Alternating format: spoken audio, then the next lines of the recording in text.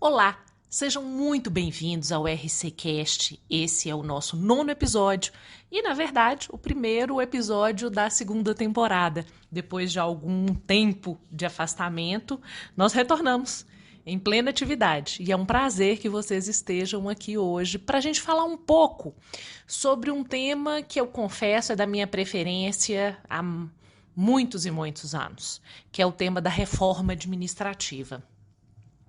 Modificar a administração pública é um dos modos que se entende mais potencialmente capaz de produzir consequências perante a sociedade.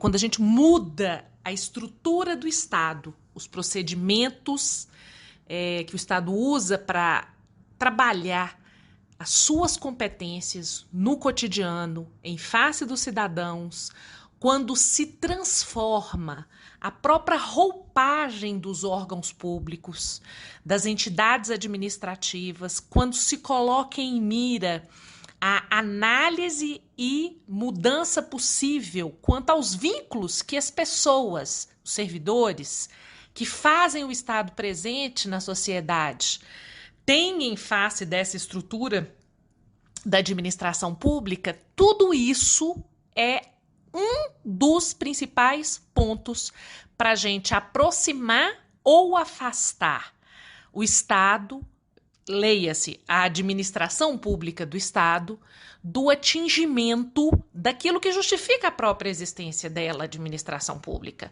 que é satisfazer as necessidades da sociedade. Exatamente por reconhecer a importância da reforma administrativa, eu fiz estudos a respeito das reformas administrativas pelas quais o mundo passou no século XX, bem no finzinho desse século XX. Então, não são estudos que, no presente momento, eu realizei. São estudos já sólidos e antigos e adaptados a uma experiência das 2 últimas décadas. O que eu percebo é que boa parte dos trabalhos que vêm sendo desenvolvidos recentemente vem merecendo uma pecha de parcial, ou porque seriam trabalhos já formatados para apoiar o atual projeto de reforma administrativa que foi entregue em fevereiro de 2021 na CCJ da Câmara dos Deputados, e por outro prisma há quem diga o contrário, que são estudos atuais feitos exatamente para ir contra e impedir o sucesso desse projeto de reforma administrativa atual. A primeira coisa que eu gostaria de deixar claro é que definitivamente com esse argumento, não é possível nem criticar, nem apoiar as considerações que agora eu farei. Primeiro, porque se trata de um estudo já publicado numa dissertação de mestrado que foi defendida em março de 2002 e que, posteriormente, em 2008 e 2019, integrou parcialmente a obra Curso de Direito Administrativo, que são 9 capítulos, um deles dedicado à reforma administrativa, em que algumas das considerações que eu faço aqui, a partir de agora, lá constam e objeto, obviamente, de publicação. A primeira coisa que eu gostaria de explicitar é que a ideia de reforma administrativa ela sempre vem junto de uma ideia de crise. Aliás, direito administrativo e crise são coisas que sempre andam juntas. Eu me recordo que um dos primeiros cursos que eu me dispus a lecionar sobre direito administrativo, batizei de A Crise na Administração Pública e a Reformulação das Bases do Direito Administrativo. E aí, quando eu levei esse curso, me trouxeram o anúncio de uma disciplina tipo de 30 anos antes e um artigo publicado na França no século XIX, mais ou menos, falando da mesma coisa. E depois de Le Bauman, né, que deixa bastante claro o quanto nós fomos capazes, nesse início de século XXI, de rebatizar mesmo o que é crise e o que se trata de crise do Estado, e que termina explicando para a gente com o Alexandre Bordoni que a crise é uma oportunidade de renascimento, de refazimento, obviamente, se aproveita essa oportunidade para diagnosticar causas de imperfeições e problemas, modificar o que de fato está na base dessa causa dos principais problemas para aperfeiçoar. Crise, nesse sentido, não é só angústia, não é só desorientação. Um pouco do que ocorre nessa pandemia que vivemos desde março de 2020 é uma demonstração clara de que não é fácil passar por agravamento de momentos de crise que nos acompanham há bastante tempo. Crises essas que não são privilégio do século XXI, que adquiriram sim outro patamar com aquilo que a pandemia causada pelo coronavírus trouxe em matéria de recuo econômico, dificuldades de sobrevivência, mortes de milhões e milhões de pessoas. Então, a gente vive, de fato, uma nova oportunidade de compreender o que é a crise com a sua angústia inerente. Com uma complexificação. Em qualquer momento da história, falar em crise e em reforma é algo que não é simples, que é complexo. E a gente chega a um nível agora que eu considero bastante especial e que nos desafia a algo que seja melhor do que já foi pretendido, planejado, realizado em diversos países, com diversas estruturas anteriormente. Existe um aspecto que é universal em toda situação em que se pensa reforma administrativa para enfrentamento de crise, que é o fato de a reforma implicar em um tanto de providência que quer modificar a estrutura da administração pública. Então, se eu tenho um conjunto sistemático, tem que ser algo que se sistematize, de medidas que querem alterar a estrutura da administração em um determinado país, uma determinada época, seja para atingir determinados fins, como, por exemplo, eficiência, seja para cumprimento de exigências constitucionais, desde exigências principiológicas, como dignidade da pessoa humana, até exigências operacionais, que a gente pode identificar como economicidade e outras medidas. De todo modo, quando se pensa numa alteração sistemática que, ao menos no discurso, esteja comprometida com um melhoramento sistemático do setor público, a gente está falando de, efetivamente, reforma administrativa. E existe algo que não importa o país, não importa a época, não importa o tempo, não importa a linha ideológica do país, atualmente ou anteriormente governado por uma estrutura partidária ou outra. Para se ter reforma administrativa, é preciso uma vontade política prévia. Tem que ter vontade política, ainda que essa vontade política ela seja impulsionada por uma dificuldade econômico-financeira. A gente brinca que o Estado sempre muda, vai atrás da economia, segue o rastro do dinheiro. O rastro do dinheiro te conta para onde que a gente está indo. Então, tem uma crise de economia que leva a uma crise de finanças públicas, vem um empenho maior em se mudar antigas estruturas e nessas as estruturas do Estado. E aí você está falando do Brasil? Não, estou falando da Suécia, estou falando da Nova Zelândia, estou falando da Austrália, que foram países em que crise na finança pública causou crise política que causou a vontade de se mudar a estrutura administrativa. Ou só uma crise política, só é ótimo, né? Como na ex-União Soviética. Ou quando as duas, né? Quando veio crise política e financeira, como em vários estados africanos, em vários estados asiáticos. O fato é que, quando se estuda a reforma desapaixonadamente, buscando um mínimo de frieza científica e técnica, buscando dados mesmo e tentando diminuir os vieses na apuração desses dados, a gente percebe que os estudos demonstram que a primeira coisa que precisa ter é uma vontade política. E depois a gente precisa de competência técnica. Então a gente precisa de estudos Que, primeiro, e isso é algo que, quando se pretende qualquer mudança, plano, quem estuda gestão pública sabe disso. Basta número um é o diagnóstico. Porque o que é o diagnóstico em matéria de reforma administrativa? É estudar a estrutura administrativa do Estado e falar assim, ó, os vícios são esses, as carências são aquelas, as alterações que a gente precisa são outras, a gente precisa de alteração nas instituições, a gente precisa de alteração nas relações de poder. Então, olha-se para onde se está e faça um diagnóstico preliminar da realidade. Obviamente, esse diagnóstico já vai ter como foco estabelecer-se o que eu preciso saber que é problema hoje para que eu consiga alcançar os fins que eu objetivo alcançar com um processo regular que eu objetivo, de fato, implantar. Então, eu preciso não só consertar erro, eu preciso não só acabar com aquelas coisas que são velhas, anacrônicas, como em outras circunstâncias eu preciso manter. Objetos que são fundamentais, qualidades de ações administrativas que são importantíssimos. Então, eu preciso estabelecer, sistematizando, o que eu tenho hoje para conseguir mais ou menos traçar os rumos de quais são as adaptações procedimentais, subjetivas, materiais, para o que eu quero lá na frente, para esses novos tempos pós-reforma, e eu preciso identificar aquilo de que eu não posso abrir mão. Então, existem modelos, existem formas de atuação, existem vínculos que eles requerem aperfeiçoamento, mas que eles não podem ser destruídos. A gente tem que ter muito cuidado quando se trata de reforma administrativa, aquela famosa frase, né? Vamos mudar para continuar igual.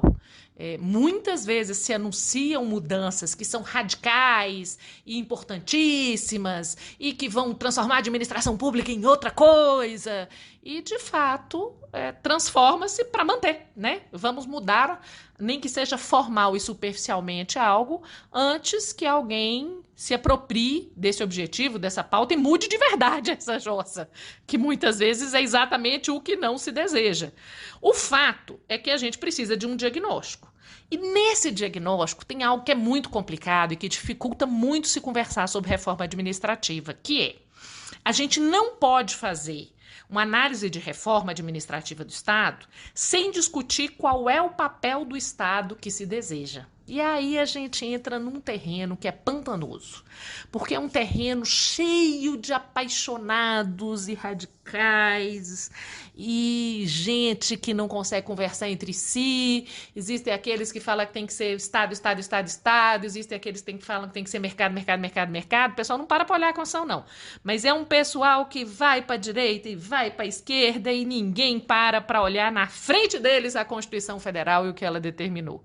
De todo modo, na própria definição do Estado, é preciso que haja um envolvimento da sociedade. Até porque a Constituição, ao contrário do que se imagina, ela não é um texto petrificado, pronto e acabado. Ela é um ponto de partida de seguranças mínimas, de proteção, por exemplo, em relação aos cidadãos, direitos fundamentais mínimos de primeira, segunda, terceira e quarta geração, no tocante à estrutura administrativa do Estado, o cumprimento de regras mínimas, as quais não se recomenda sejam afastadas, a menos que se queira implantar algo que não se saiba muito bem qual que será o futuro disso. E o que, nesse momento, eu acho que é importante a gente perceber é assim: o modelo de Estado que a gente pretenda implantar, qualquer que seja ele tem limites no próprio texto constitucional. E ele tem limites numa cultura que ela é social. Ela é política também. E ela é administrativa também. E todos esses limites sociais, políticos e administrativos, eles reduzem o que a gente pode fazer de reforma administrativa, a menos que a gente queira, na verdade, eternizar os defeitos. Eternizar aquelas que são as imperfeições. Se eu quero de verdade atingir determinados objetivos, se eu quero melhorar realmente o desempenho do setor público, eu tenho que reconhecer que existem dificuldades estruturais na própria administração, e que com mudanças formais a gente não passa sobre elas. Existem limites materiais, e aí eu estou falando menos até do que o limite claro primeiro, que é, por exemplo, de arrecadação tributária com disponibilidade orçamentária subsequente, essencial para que se faça uma reforma efetiva. É mais do que isso. Eu preciso reconhecer os limites das estruturas, das entranhas, do modo de agir, da própria sociedade, da administração pública em si, das instituições. Não é tão difícil a gente conseguir reconhecer isso com honestidade hoje, não. Porque vamos combinar? As instituições públicas claramente não estão funcionando adequadamente. E nós estamos falando de instituição pública, nós estamos falando de instituição privada, nós estamos falando de mercado. Não acredito que hoje existam mais ilusões contra as dificuldades de você manter isento de vícios graves como corrupção, nepotismo, afiliadismo, sejam partidos com linha ideológica estatizante, liberal, liberal conservador, liberal não conservador. Os problemas, eles são decorrentes de uma cultura universal que, no momento em que se for pensar o que é para fazer, eles devem ser reconhecidos no diagnóstico. Por quê? Porque senão a gente estabelece metas muito pouco realistas. E quando eu estabeleço metas pouco realistas, elas são fadadas ao insucesso. Eu brinco que uma reforma administrativa, ela se submete a 2 riscos opostos e igualmente perigosos. O primeiro é estabelecer uma meta pouco realista, em que você acha, e normalmente são pessoas que pensam o Estado em seu aperfeiçoamento com um objetivo assim quase missionário. É assim, eu sou superior a toda a lama que existe no mundo e nós aqui vamos fazer algo que vai melhorar a administração pública eternamente porque somos infensos de qualquer contaminação possível. É o caminho da desgraceira. Isso aí, como diz o outro, não passa nem pelo purgatório. Vai pelo inferno direto. Porque não vai conseguir fazer nada e ainda vai se contaminar, porque existe, eu brinco que igual existe racismo estrutural que a gente não percebe, existe vícios administrativos e estruturais, que a gente não percebe, que a gente não nomina, e que no momento em que você os ignora, eles tomam conta como se tivessem, de fato, uma alma própria e contaminam tudo que você faz dali para frente. Sob outro prisma, a gente também não pode pensar uma reforma administrativa de uma forma pouco ambiciosa, porque, né? Se for para mudar nada, não muda, amor. Fica do jeito que tá. É tão inadequado fingir que a gente sai do inferno e chega no paraíso em 2 minutos, como é inadequado pensar que a gente tá no inferno e vai continuar no inferno. Não são coisas boas, não são coisas auspiciosas. Então, a gente tem que pensar objetivos mínimos que sejam executáveis através de medidas planejadas adequadamente, com bom senso, com coerência, sem arrogância, sem ingenuidade, para que a gente consiga, de fato, medidas administrativas. Eu tenho uma frase que eu falo há muito tempo, que é assim, ó, ambição arrogante tem que ser evitada igual a omissão covarde. A gente não precisa ser um ambicioso arrogante que acha que vai resolver tudo. E a gente não precisa ser um omissivo covarde. Isso vale para o reformador administrativo com perfeição. E isso, para ser evitado, exige, primeiro, que haja uma multiplicidade das visões que inspiram a reforma administrativa. Para isso, é preciso que haja articulação, captura de ideias diversas. É preciso que haja coordenação entre profissionais de diversas áreas que vão diagnosticar a realidade de forma diferente, que vão negociar com vários grupos. A gente não pode ignorar. Nós estamos falando da administração pública que torna o Estado presente para a sociedade. Existem grupos de poder. E aí as pessoas falam, existem grupos de poder dentro da administração. Não, amor. Existe grupo de poder dentro e fora. E os de fora estão entrando para dentro para ocupar a administração e usá-la a serviço deles mesmos. Uma das coisas que a gente tem que ter muito cuidado é para a gente, no Brasil, não fazer uma reforma administrativa que privativa os espaços decisórios em favor de interesses que não são sequer do Estado e muito menos da sociedade.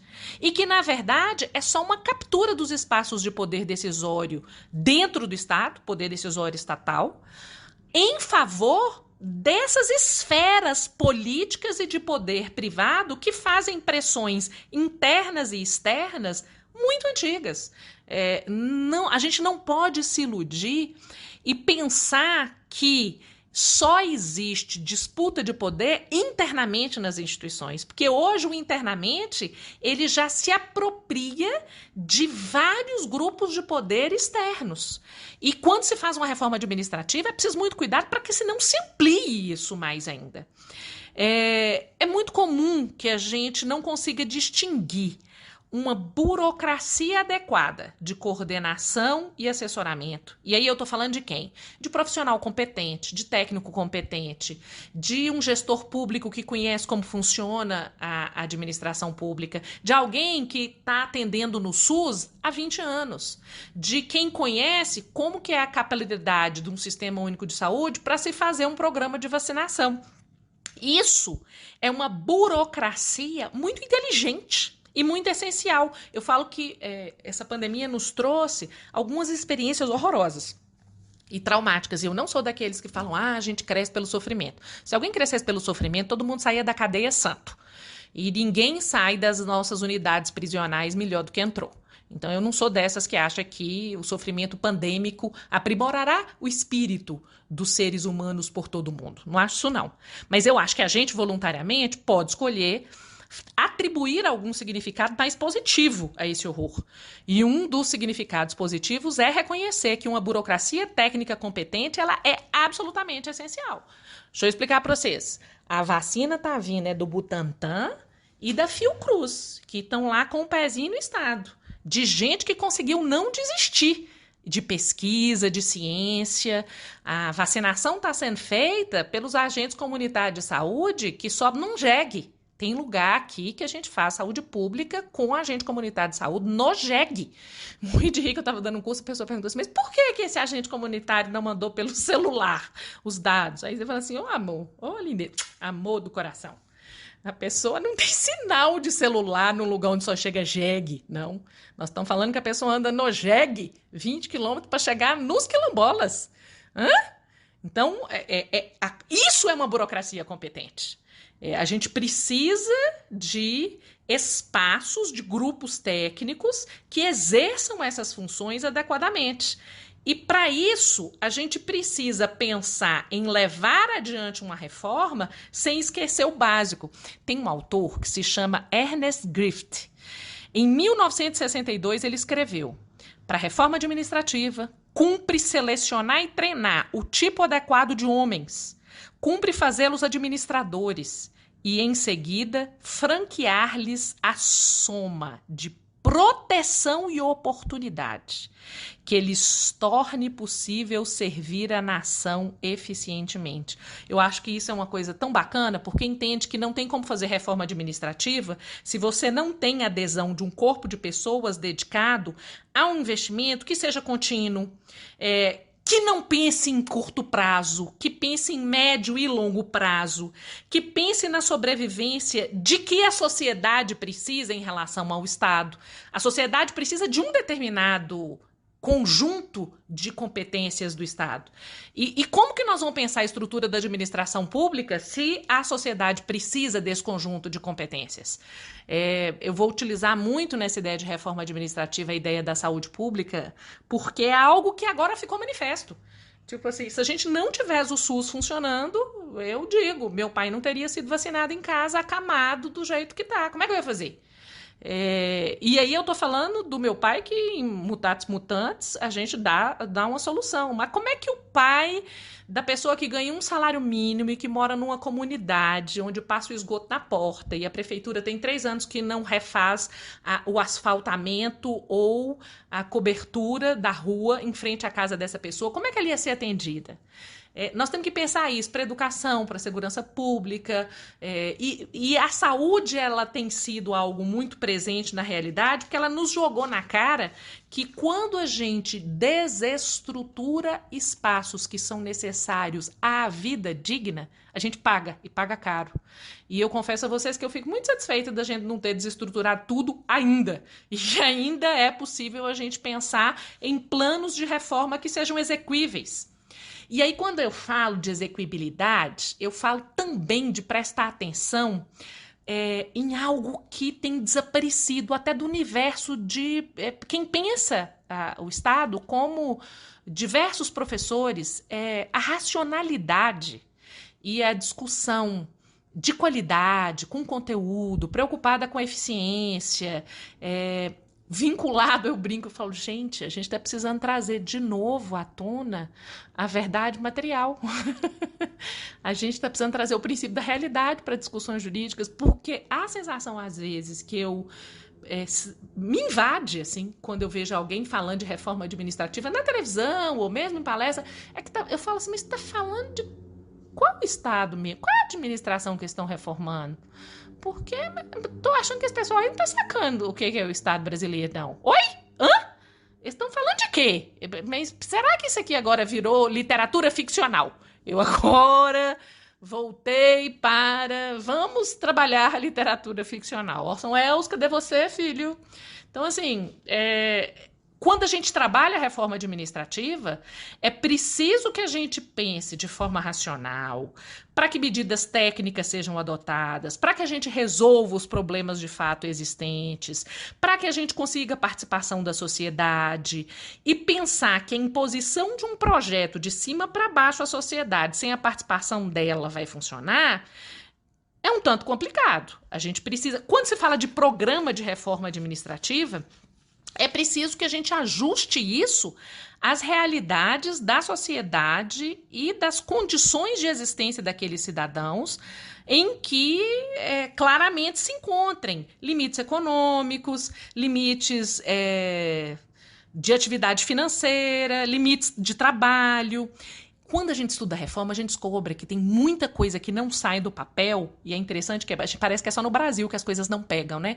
A agência executiva não pegou, contrato de gestão não pegou, OS pegou, o CIP pegou, PPP pegou mais ou menos. Então, na verdade, quando a gente pensa em transformar estruturas administrativas de países que estão o tempo inteiro modificando-se com ignorância no momento em que se projeta a reforma das características culturais. Quando se escolhe um tipo de figura jurídica sem conectar aquilo com a realidade, sem conseguir um apoio social, sem combinar com os russos, que eu brinco que, né, a história da vontade política prévia, os espaços de poder diversos que querem ocupar aquilo. Sem um mínimo de consenso entre legislador, administrador, jurista, mercado, cidadão. Não dá para reformular a administração pública, nem o direito administrativo da administração pública arquitetonicamente, se você, primeiro, não tem um mínimo de governabilidade do Estado. Depois, se você, quando analisa o sistema, sequer sabe o que é sua realidade atual e o que você precisa realizar amanhã, considerando a necessidade dos cidadãos. Porque aí a gente corre dois riscos no Brasil. A gente corre o risco da colcha de retalhos, risco 1, ou o risco 2, que é o da jabuticaba. O Brasil é igualmente bom nas duas coisas. Então a gente vê, por exemplo, que no final do século XX, lá por 1997, 98, que a gente discutia a reforma administrativa ali com a emenda constitucional 19 de 98, e com diversas leis que implantaram a agência reguladora, a OS, falava dos 4 núcleos do Estado, etc. Aquilo era uma reforma colcha de retalhos. Agência reguladora norte-americana, PPPs, Portugal, Chile, organizações sociais inspiradas no modelo da Inglaterra, contrato de gestão com base nos contratos firmados na França desde a década de 70. Então, a gente foi costurando aquilo, né? França com Inglaterra, com Portugal, com Chile, com Estados Unidos, com essa agência reguladora, foi costurando aquilo e fez uma reforma. É um tipo de reforma que no Brasil costuma se fazer. Acabamos agora de fazer uma com a lei de licitação. Um pouco de direito comparado, com a modalidade de diálogo competitivo, um pouco de regramento federal em normas infralegais até agora, repactuação, diferente de reajuste, um pouco de jurisprudência do TCU, e aí nós temos milhares de possibilidades, um pouco de atualização doutrinária, e deu aquela amarrada assim, uma nova 8666, melhorada ou piorada, a ver, só saberemos daqui a 10, 20 anos, e é a que a gente tem, é que a gente vai trabalhar com ela, ou que a gente vai tentar fazer funcionar. Colcha de retalhos. A reforma que eu acho que agora a gente corre o risco de entrar nela muito rapidamente é uma reforma jabuticaba. É aquela reforma que fala assim, vou ignorar tudo que está antes, vou inventar tudo da minha cabeça. Então agora eu vou começar do zero e vou fazer assim o que eu quero. E o que eu quero amarelo não chama amarelo mais, chama vermelho. Vermelho não é cor mais, vermelho é textura. Então agora a gente tem uma textura vermelha. Antes era cor, agora não é mais cor, porque eu tô falando que não é mais cor, e eu quero que não seja cor.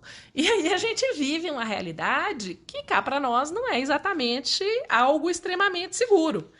Principalmente considerando que no Brasil a gente está falando de um país com uma desigualdade social grave. Quando a gente trabalha assim, distribuição de renda, os resultados dessa pandemia, gente, são tão claros. Essa falta de igualdade na distribuição de renda do nosso país, ela é assustadora, né? Números mostram, os ricos ficaram mais ricos e os pobres ficaram mais pobres. Isso numa pandemia. Quando a gente for pensar na reforma administrativa, a gente tem que pensar nisso. A gente tem que pensar que se agora eu tenho uma população pobre, cada vez mais pobre, eu preciso de serviço público social. Eu vou fazer o quê com essas pessoas? Eu vou falar da necessidade delas se esforçarem e conseguirem sozinhas, sem acesso à educação, sem acesso à segurança, sem mobilidade urbana, com a passagem que custa para você sair de casa e voltar para casa, é R$10 para sair, R$10 para voltar. Como é que eu vou reinserir no mercado de trabalho assim? Eu preciso de acesso à internet. Não existe política pública de conectividade. Existe digitalização de serviços. Como é que eu vou pensar numa reforma administrativa em que sequer a conectividade chegou a ser uma prioridade ainda? E com uma realidade institucional pública e privada de desvios de recursos. Desvio de recursos públicos, porque a gente é um país que privatiza os lucros, mas estatiza os prejuízos, porque a hora que dá errado é o Estado que paga. Então nós temos que pensar que essa realidade de corrupção de uma sociedade heterogênea e injusta. Não dá para pensar numa política governamental de estrutura da administração que ignore isso. Por quê? Porque senão nós vamos manter os vícios atuais e os piorar. Como diz o outro, não tem jeito de ir além do fundo do poço. Amor, no fundo do poço tem um alçapão. Se você ainda não descobriu isso, é que você não viveu os últimos tempos do mundo. Veja bem.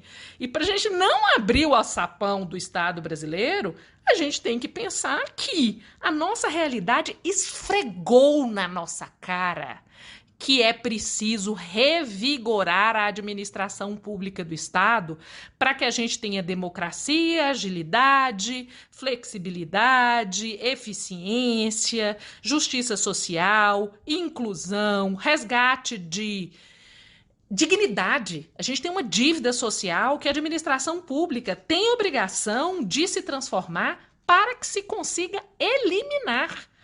Nós precisamos estabilizar minimamente as qualidades que a administração pública tem, enfrentar aquilo que o desenvolvimento econômico não traz, e a pandemia deixou muito claro que não traz, e buscar o desenvolvimento social com ajustes que são de natureza macroeconômica. Quando eu falo de educação, de saúde, de conectividade em tecnologia, de preservação de meio ambiente, de pesquisa, de cultura, eu falo de áreas que, se a gente não enfrenta, elas vão continuar multiplicando pobreza. Elas vão continuar gerando recessão de desigualdade.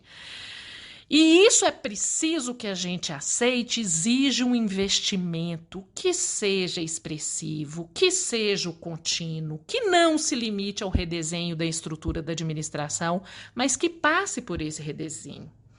E aí é preciso que os atores diversos se disponham a interagir.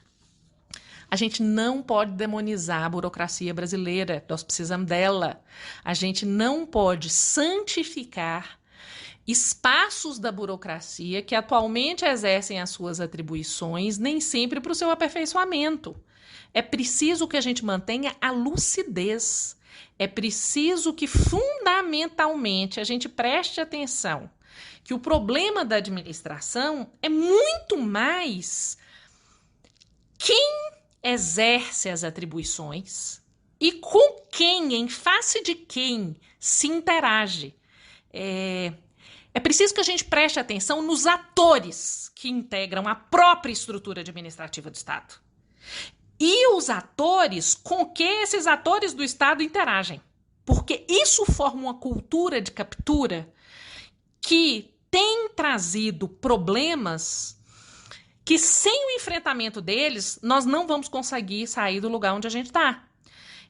Não adianta só falar abstratamente, vamos mudar a lei, vamos mudar a Constituição, vamos acabar com os privilégios e a corrupção e o patrimonialismo. Em boa parte das realidades historicamente enfrentadas, o discurso de combate à corrupção foi utilizado como mecanismo de batalha político-ideológica sem nenhum comprometimento de aperfeiçoamento efetivo das estruturas burocráticas do país. É preciso que a gente aceite isso e estabeleça uma gestão pública de reforma administrativa que tenha cautela em relação a esse prejuízo. A gente precisa de executores preocupados numa regulação adequada da burocracia, que evite abusos do poder público, que promova a inclusão que é necessário na sociedade mediante a prestação dos serviços e as atividades de regulação e fiscalização do Estado adequadas. A gente precisa modernizar os métodos de gestão pública. A gente precisa utilizar instrumentos que não existiam há 20 anos atrás. E é preciso que a gente faça algo que a gente tem uma dificuldade enorme de fazer. Colocar o cidadão brasileiro como centro da reforma. Não é colocar as contas, não é colocar objetivos específicos de uma determinada seara da estrutura arquitetônica do Estado, da sociedade, do mercado, muito fundada no lucro.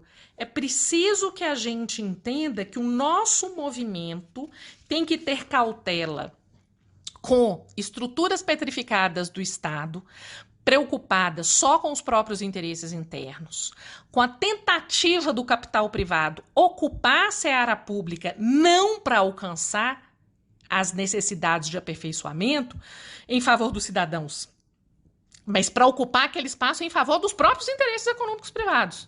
A gente precisa reconhecer isso. Quando a gente pensa em reforma administrativa, a gente tem que pensar em processo histórico. A gente tem que pensar que esses processos históricos, eles podem ser redirecionados em determinada realidade. Mesmo diante de uma crise muito grande como a que a gente vive. Quando eu falo de redirecionar aspecto, que é o aspecto histórico da reforma, é pensar numa direção que não seja tão contraditória com a realidade em que a gente vive. A sensação que eu tenho tido nos últimos tempos é que a gente está fazendo um estudo da reforma administrativa e aí eu repito, parece que é para outra realidade, né? É muito equivocado usar a expressão que eu vou usar agora dessa forma, porque eu reconheço que as patologias são só jeitos existentes de existir na vida. É um negócio meio esquizofrênico, e aí, tirando da esquizofrenia doença do ser humano, do homem ou da mulher, um caráter doentio, e atribuindo todo ao Estado. Eu acho que a gente precisa reconhecer que a gente está escolhendo mecanismos de alterar atividades, de alterar vínculos, de alterar a arquitetura do Estado, sem muita atenção à necessidade básica que a sociedade precisa em relação a serviço, a regulação, a fiscalização, a planejamento. Ainda no Brasil, nós somos devedores de uma administração que seja bem equipada, de uma administração que seja capaz de planejar, uma administração que seja capaz de prever, né? Tipo assim, prever. A gente tem um vírus, vai ter vacina, vai precisar de vacina para combater o vírus. Chama de administração previdente.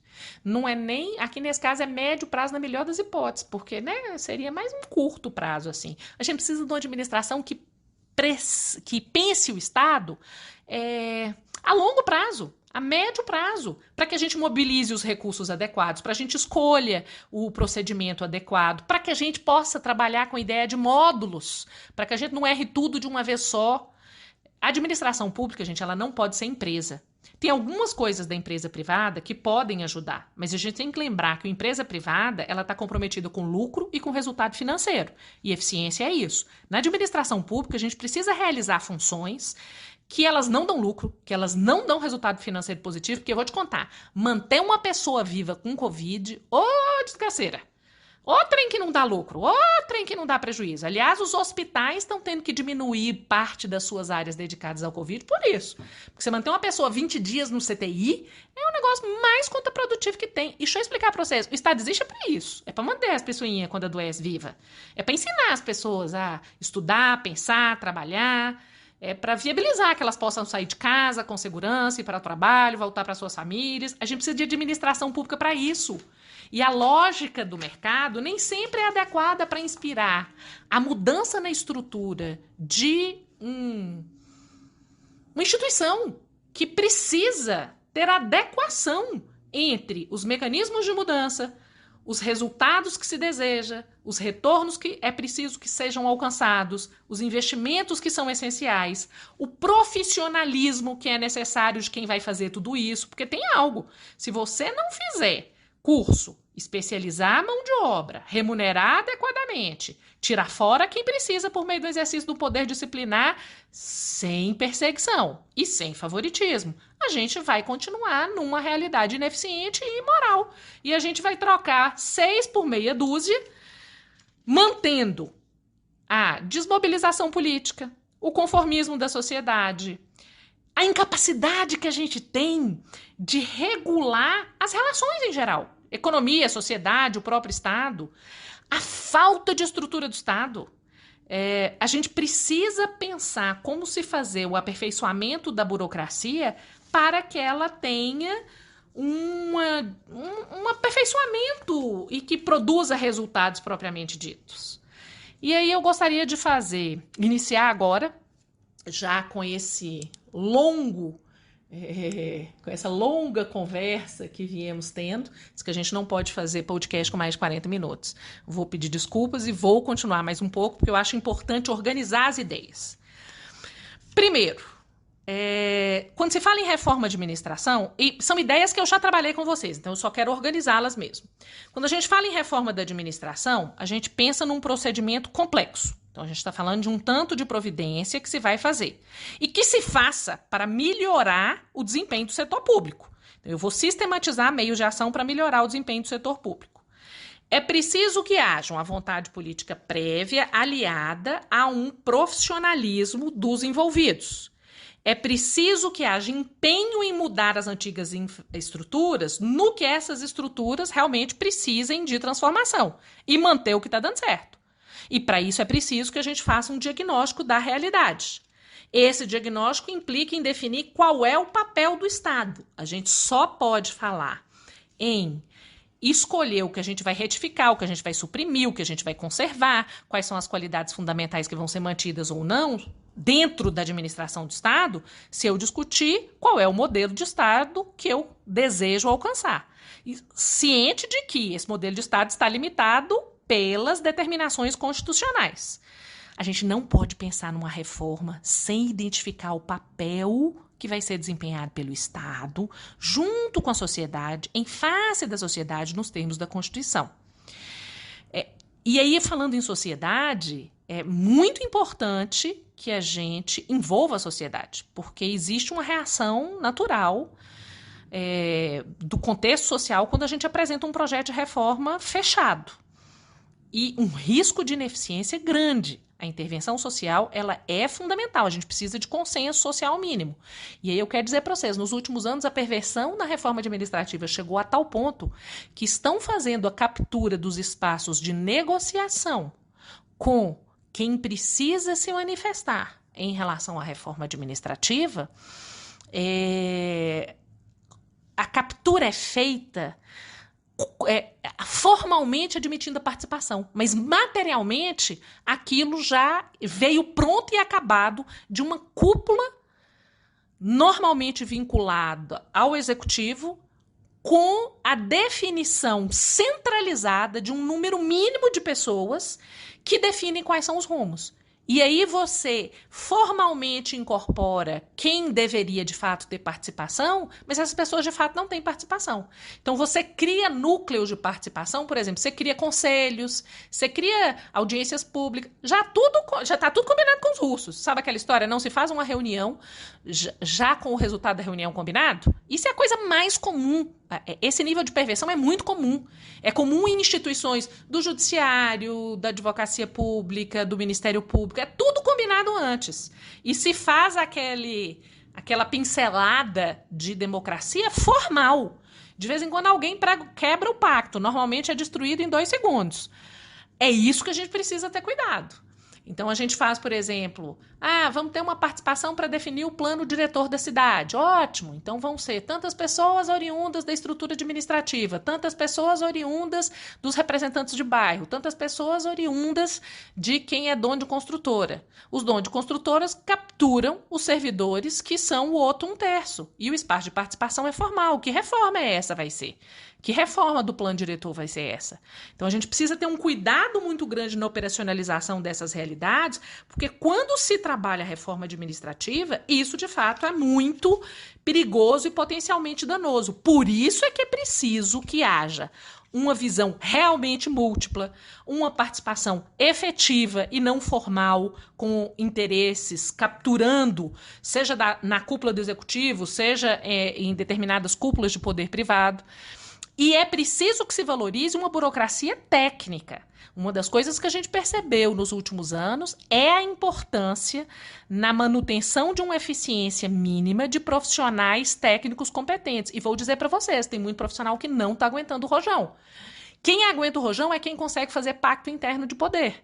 O dia que a gente não tiver mais interessados em integrar a estrutura administrativa do Estado para fazê-la presente, competentes, que sejam capazes de resistir às pressões políticas que corroem as entranhas da administração, nós vamos ter situações mais graves do que a gente tem hoje. Isso tudo tem que ser cogitado quando se pensa em uma reforma administrativa do Estado.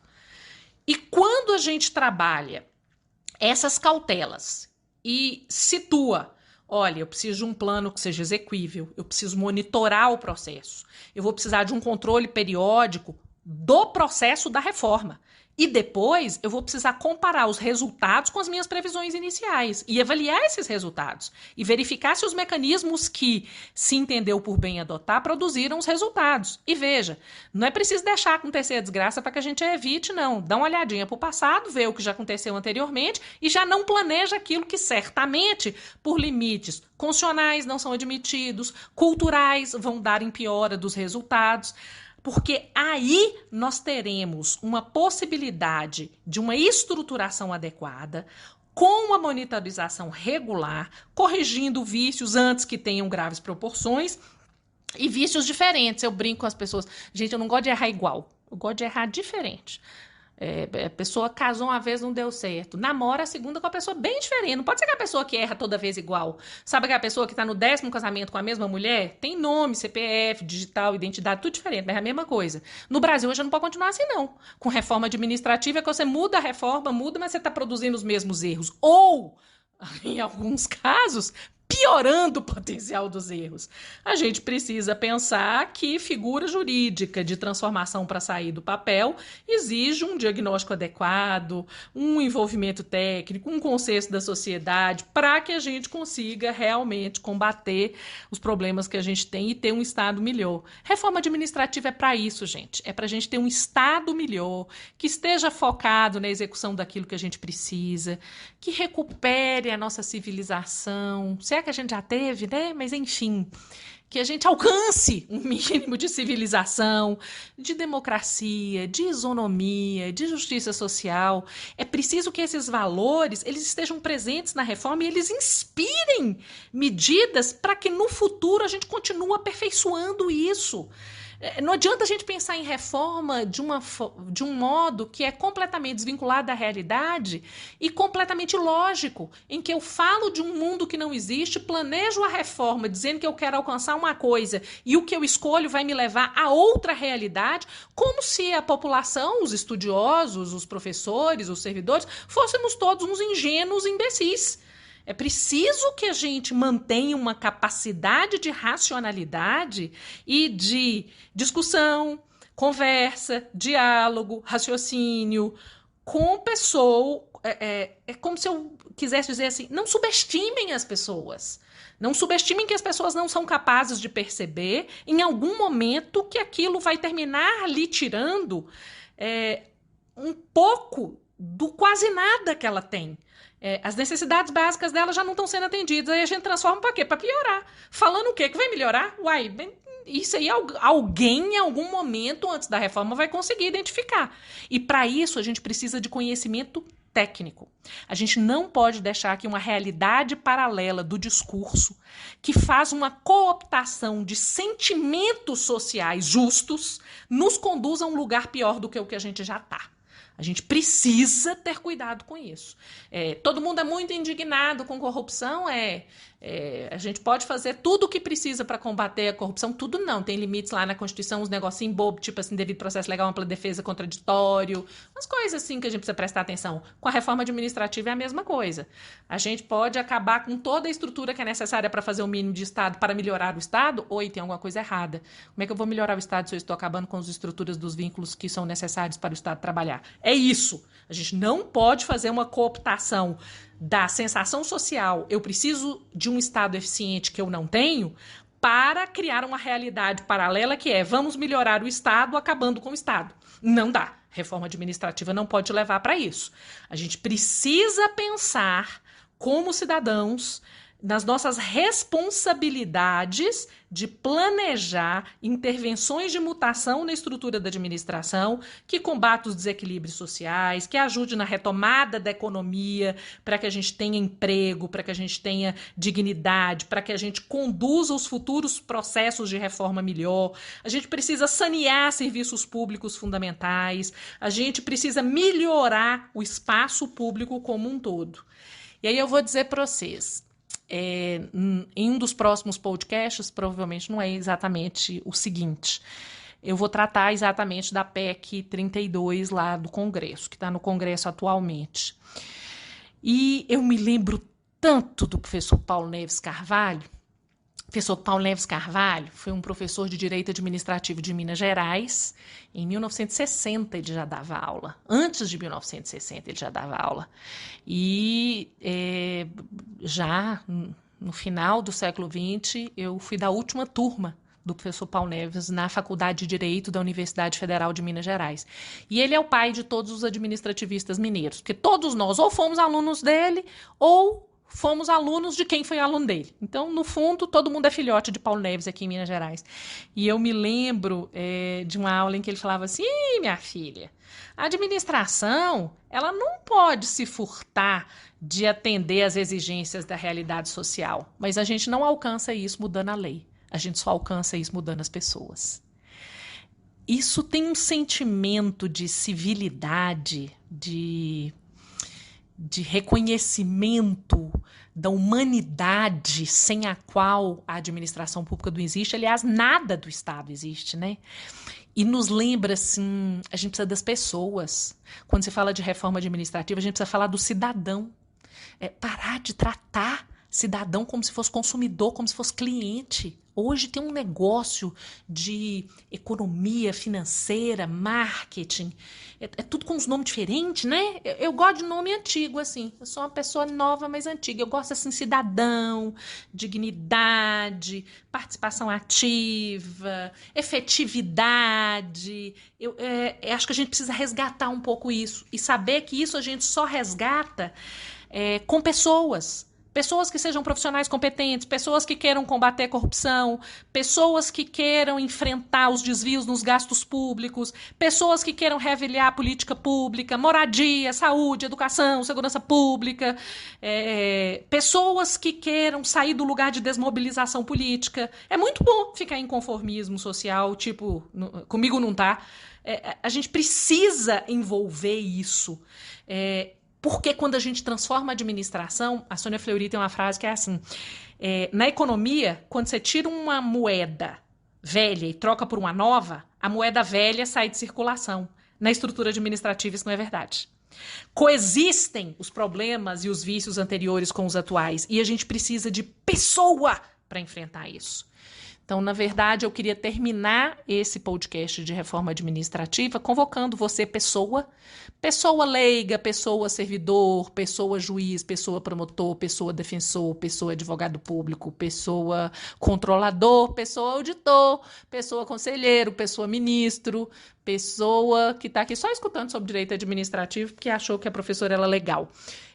Para a gente se envolver nisso. A gente precisa se envolver nisso. Isso diz respeito a todos nós. Muito obrigada. Esse foi um muito feliz podcast de retorno e do podcast RCCast, Direito Administrativo para Todos. Sejam muito bem-vindos de volta. É uma honra estar com vocês.